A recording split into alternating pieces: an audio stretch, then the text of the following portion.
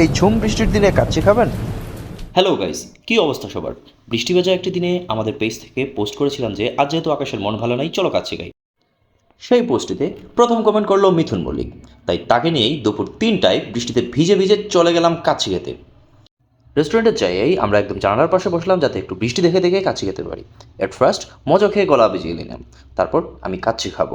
এরা মোটামুটি এই সাইজের 2 পিস মাটন দিছে আর একটা চালি কাবাব দিছে।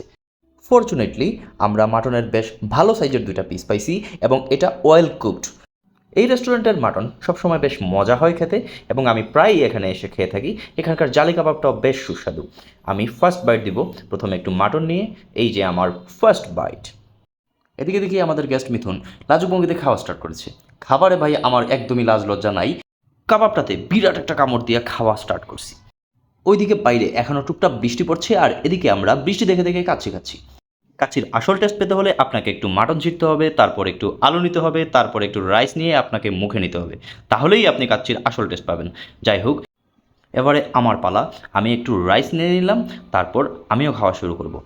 প্রথমেই একটু আলু নিলাম, তারপর একটুখানি মাটন নিলাম, তারপর আমি একসাথে মিশাইয়া একটা বাইটস দিব।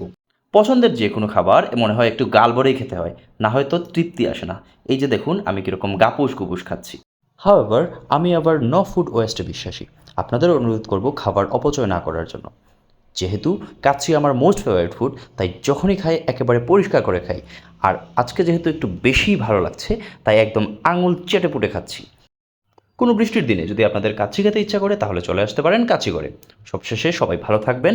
Happy eating.